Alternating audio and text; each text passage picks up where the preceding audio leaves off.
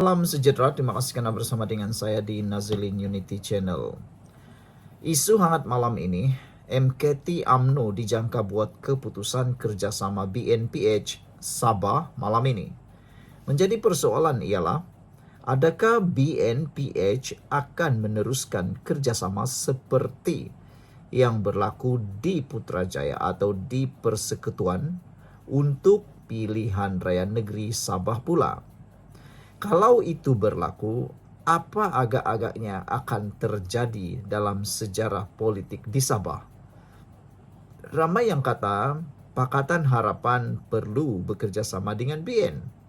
Tapi ada juga yang mengatakan bahwa Pakatan Harapan dan BN tidak perlulah bekerja sama dengan BN. Ada yang mencuba meramalkan kalau Pakatan Harapan bekerja sama dengan BN di Sabah, ini akan menjejaskan undi Pakatan Harapan. Sebaliknya, begitu juga dengan Barisan Nasional. Sentimen parti menolak Parti Melaya sekarang dalam PRN Sabah sedang diapi-apikan. Sentimen menolak parti daripada Semenanjung Malaysia kini mula merebak. Kedua-duanya, Barisan Nasional dan Pakatan Harapan, seperti yang diketahui adalah datang daripada Semenanjung Malaysia, walaupun ada komponen dalam Barisan Nasional Pakatan Harapan yang turut datang daripada lokal. Tetapi berjayakah Barisan Nasional Pakatan Harapan ini bergabung? Ataukah Pakatan Harapan sudah memilih untuk bergabung bersama dengan GRS untuk menentang Barisan Nasional dalam PRN Negeri Sabah? Hari ini, kerjasama antara UMNO dan Pakatan Harapan bagi menghadapi pilihan raya negeri PRN Sabah yang ke-17 akan datang dijangka akan dibincangkan dan dimuktamadkan dalam mesyuarat Majlis Kerja Tertinggi UMNO MKT UMNO malam ini. Menurut sumber dalaman UMNO, perjanjian persefahaman MOU antara parti politik di negeri berkenaan juga akan menjadi topik perbincangan dalam mesyuarat MKT itu nanti. Isu-isu tersebut akan dibentangkan kepada kepimpinan UMNO. Kemudian kita akan bawa ke MKT UMNO esok hari ini. Dan ia boleh dimuktamadkan dan diputuskan untuk wishlist semuanya. Ia untuk memutuskan sama ada kerjasama dan MOU bagi menghadapi PRN Sabah akan datang, katanya kepada Malaysia Kini. Mengulas lanjut, sumber memberitahu difahamkan pengenalan MOU terbabit adalah penting bagi mengelak sebarang tindakan sabotaj seperti lompat parti dalam kalangan calon dari parti gabungan yang menang PRN akan datang. Selain itu, isu pembahagian kerusi PRN Sabah juga akan dibincangkan dalam mesyuarat yang dijangka bermula sekitar jam 8 malam ini. Mesyuarat malam ini juga dijangka akan turut membincangkan dengan lebih lanjut berhubung syur penubuhan sebuah sekretariat antara gabungan parti yang bersetuju untuk bekerjasama pada PRN nanti. Ini adalah antara hasrat utama untuk membentuk sebuah sekretariat yang akan menyelaraskan pengagihan kerusi bagi mengelakkan pertempuran dan memastikan satu barisan yang bersatu di Sabah, kata sumber itu. Terdahulu, Malaysia kini dimaklumkan bahawa satu pertemuan antara pemimpin tertinggi UMNO Sabah berlangsung malam tadi. Pertemuan tersebut diadakan bagi membincangkan isu terkait PRN Sabah dan hasilnya dibawa untuk perhatian MKT malam ini bagi diputuskan. Pada 13 April lalu, media melaporkan pengerusi Badan Perhubungan UMNO Sabah Bung Mukhtar Aradin mengumumkan parti itu akan bergabung dengan Pakatan Harapan bagi menghadapi PRN Sabah yang dijadual pada tahun ini. Bung Mukhtar yang juga pengerusi BN Sabah berkata, keputusan berkenan dimuktamadkan bagi menjawab persoalan pelbagai pihak mengenai siapakah rakan kerjasama UMNO bagi menghadapi PRN itu. Bagaimanapun, Setiausaha Agung DAP Anthony Locke berkata, Pakatan Harapan belum membuat keputusan rasmi berhubung kerjasama politik antara gabungan itu dengan BN Sabah pada PRN ke-17 akan datang. Menurut Luke, segala ketetapan mengenai kerjasama itu akan diputuskan dalam mesyuarat rasmi parti berkenan gabungan terbabit dalam masa terdekat. Sekian dulu, jangan lupa tinggalkan komen Anda. Salam sejahtera, terima kasih karena bersama dengan saya di Nazilin Unity Channel. Dilabel sebagai pembelot bangsa, 2 ahli parlimen DAP menyaman adun Perikatan Nasional kerana memfitnah. 2 ahli parlimen DAP akan memfailkan tindakan undang-undang terhadap adun Kuala Sentul, Datuk Jasri Jamaluddin, daripada Perikatan Nasional atas dakwaan memfitnah. Jasri didakwa memuat naik hantaran Facebook yang memfitnah ahli parlimen Bangi Syarizan Johan dan ahli parlimen Bentong Yong Safura Othman. Saudara, apa yang mengejutkan, adun tersebut antara lain mengatakan bahawa 2 ahli parlimen DAP itu sanggup menjadi sukarelawan untuk jadi pembelot bangsa serta kata-kata lain yang memfitnah mereka.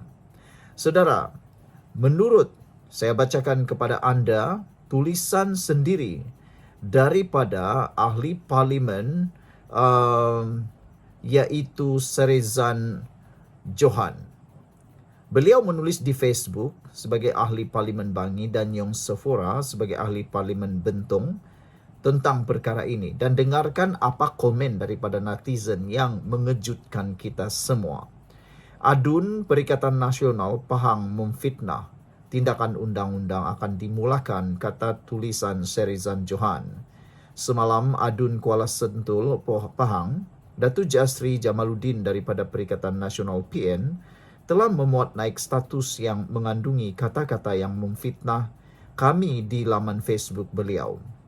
Adun tersebut antara lain mengatakan bahawa kami sanggup menjadi sukarelawan untuk jadi pembelot bangsa, serta kata-kata lain yang memfitnah kami, kata Syarizan Johan. Kami memandang serius perkara ini kerana sebelum ini kami sentiasa difitnah oleh pengikut Perikatan Nasional di alam maya. Kami tidak sangka perangai ini dicerminkan juga oleh pemimpin mereka seperti adun ini. Kami juga berasa amat kecewa kerana seorang wakil rakyat beragama Islam seperti adun Pahang ini sanggup memfitnah kami sejurus berakhirnya bulan Syawal, kata Syarizan Johan. Kami akan mendapatkan nasihat peguam dan memulakan tindakan undang-undang terhadap beliau. Kami juga ingin menasihati semua wakil rakyat dan pemimpin PN untuk berhati-hati dalam tutur kata mereka. Jangan lupa bahawa sebelum ini pemimpin-pemimpin Perikatan Nasional telah diarahkan membayar pampasan disebabkan mahkamah mendapati mereka telah memfitnah, kata kenyataan Syarizan Johan di laman Facebook beliau bertarikh 30 April. Beberapa komen daripada netizen dalam ruangan komen di ruangan Facebook Syarizan Johan, ramai yang bersetuju. Syarizan Johan meneruskan langkah menyaman itu. Hampir 100% menyokong tindakan saman. Kata mereka, saman jangan jalan terus, jangan bagi muka kepada puak-puak yang suka memfitnah ini, kata mereka. Ada juga netizen, iaitu Musfik, kata, mantap YB, dia minta maaf jangan terima saman sampai dia hilang kerusi adun, kata beliau. Zaiful Zaman kata, Wan Abdul Aziz kata, dia orang ni memang lapar untuk disaman, harap dapat dipercepatkanlah sikit. Walau ndah gigil-gigil tangan nak jalankan derma jihad, kata Wan Abdul Aziz. Ada juga yang menyindir, mereka kata, tak apalah. Ahli-ahli parlimen, adun PAS dan juga pembangkang Perikatan Nasional Parti Bersatu dan macam-macam lagi. Yang pentingnya Perikatan Nasional, kata mereka, memang suka menderma melalui membayar saman fitnah. Jadi mereka menyokong. Ada juga yang menyatakan YB saman betul-betul, biar dia bawa bukti kat mahkamah sekarang musim kutip derma dari pejuang Islam. Kalau YB biarkan, makin mereka seronok fitnah. Sekarang tak dengar pemimpin PN atau PAS berani atas pentas ceramah nak fitnah DAP. Saman 1 juta biar depa berakal dan berotak sikit, kata Ajib Abdul. Ramai yang tidak setuju dengan 1 juta. Mereka kata jangan 1 juta, biar 10 juta, 100 juta. Supaya betul-betul menghentikan perbuatan tidak senonoh ini, kata mereka. Amir Ismail kata saman YB kasih ajar puak-puak Perikatan Nasional ini, kata beliau. Amirul kata kalau nak saman, saman terus, tak perlu settle luar, minta maaf. Bagi pengajaran sikit, kata beliau lagi. Saudara, Suhaimi Yusuf kata, ayu YB bagi surat saman, tiada maaf bagimu. Jangan buat silap, pastikan maaf jangan diterima, kata netizen. Saman terus, jangan terima maaf mereka, kata seorang lagi, yaitu Amir. Apabila pendapat anda? Perlukah Sarizan menerima permohonan maaf itu kalau tiba-tiba ahli parlimen yang didakwa memfitnah ini memohon maaf pula? Perlukah Sarizan menerimanya? Jabar Awang kata hentikan budaya fitnah dengan undang-undang. Harap jangan ditarik balik dana pilihan raya YB, kata Jabar Awang. Tok Nglu kata saman YB semoga menjadi pengajaran kepada pemfitnah. Tolong teruskan saman YB. Jangan berkemaafan supaya jadi pengajaran buat yang lain, kata Fauzan Muhammad. Pengajaran ini penting. Kata netizen, kalau hanya memohon maaf nanti dah terdesak nak menang, ulang lagi. Terdesak nak menang, ulang lagi, kata mereka. Paling bagus sekali, kata mereka, biar sampai jadi bankrupt supaya hilang kelayakan menjadi adun. Harap YB saman kau-kau. Kalau kawan-kawan lain juga difitnah minta saman juga, kata Roslan Ali. Jangan terima permohonan maaf yang hanya berlakon saja, kata Roslan Ali. Berapakah agak-agaknya saman yang kau-kau itu? Mungkin anda boleh kongsikan ataupun anda boleh memberikan idea anda. Berapakah saman yang betul-betul kau-kau? Boleh memberikan pengajaran kepada mereka. Nanti jangan terima permohonan maaf pula, kata Wan Bandi. Penat yang di bawah ni menangkis tomahan, yang di atas bermaaf-maafan, kata seorang lagi. Saman sampai bankrupt. Jangan tarik saman kalau dia minta maaf, kata Saif Aryan. Saman YB, kita ikut saluran perundangan. Mereka inilah sebenarnya yang perlu diajar, kata Ryan Harit. Jangan bagi muka, teruskan YB, kata Rifke. Zain Abdullah kata jangan jadi terlampau baik macam PM kita. Kalau saman sampai habis, katanya. Mudah dipermudahkan, kata seorang lagi netizen. Bagus, teruskan, kata Rushid. Biarlah mereka ni sama macam walaun-walaun juga. Bila tiada isu rakyat yang nak dibangkitkan, fitnahlah jawapannya, kata beliau. Saman terus, kata seorang lagi. Adun penggal pertama ini menerima pendidikan tingginya di UK dan pernah bekerja dalam pengurusan syarikat multinasional, kata Muhammad Hafiz. Daripada menggunakan pendidikan dan pengalamannya untuk memperjuangkan perpaduan yang membawa kebaikan kepada semua rakyat tanpa mengira kaum dan agama, adalah malangnya bahawa ahli politik yang berpendidikan menggunakan perkara yang tidak sepatutnya, kata beliau. Benang emas kata, saman jangan tak saman. YB jangan bagi muka puak yang suka fitnah orang ini, kata beliau lagi. Ada lagi yang kata, biarlah jalan terus YB, jangan terima maaf biar dia jadi pengajaran pada yang lain. Mereka tak serik-serik memfitnah kerana